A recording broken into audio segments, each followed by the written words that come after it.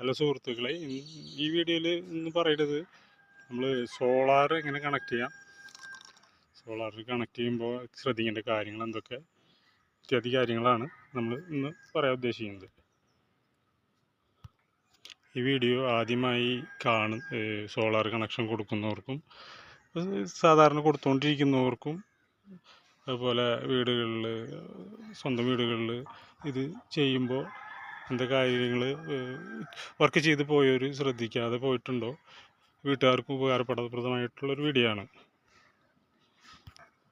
അതിനു മുമ്പായി പ്രത്യേകം പറയാനുള്ളൊരു കാര്യം എന്താ വെച്ചിട്ടുണ്ടെങ്കിൽ, ഇത് വീഡിയോ സബ്സ്ക്രൈബ് ചെയ്യുക. നിങ്ങൾക്ക് എന്തെങ്കിലും സംശയങ്ങൾ എന്തെങ്കിലും ചോദിക്കുകയാണെങ്കിൽ കമൻറ്റിലൂടെ ചോദിച്ചു കഴിഞ്ഞാൽ മറുപടി തരാവുന്നതാണ്. അതിനൊന്നും കുഴപ്പമില്ല.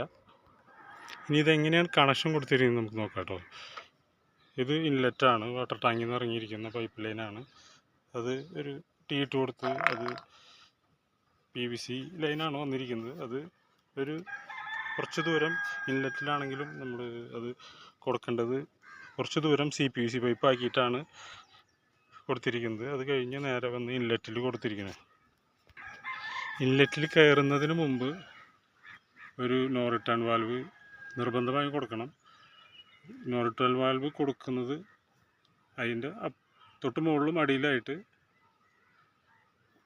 ഒരു 2 യൂണിയൻ കൊടുക്കുന്നത് എപ്പോഴും നന്നായിരിക്കും. കാരണം എന്ന് വെച്ചിട്ടുണ്ടെങ്കിൽ അതിന് ഈ നോ റിട്ടേൺ വാൽവിൽ പലപ്പോഴും കംപ്ലൈൻറ്റ് സംഭവിക്കാറുണ്ട്. അപ്പോൾ നമുക്കത് ചേഞ്ച് ചെയ്യാനായിട്ട് വളരെ എളുപ്പമാണ്. നോ റിട്ടേൺ വാൽവ് യൂണിയൻ കൊടുത്തിട്ടുണ്ടെങ്കിൽ യൂണിയൻ ഊരിയെടുത്തിട്ട് നോ റിട്ടേൺ വാൽവ് തിരിച്ച് ഊരിയെടുത്ത് നമുക്ക് അതേ സ്പോട്ടിൽ അതേ തന്നെ യൂണിയൻ മാറ്റിയെടുക്കാവുന്നതാണ്. അതിന് മുകളിലേക്ക് ഒരു വാൽവും കൊടുത്ത് സെറ്റ് ചെയ്യുക. ഇനി മറ്റൊരു കാര്യം എന്താ വെച്ചിട്ടുണ്ടെങ്കിൽ, ഇത് ഔട്ടാണ്. ഔട്ടിൽ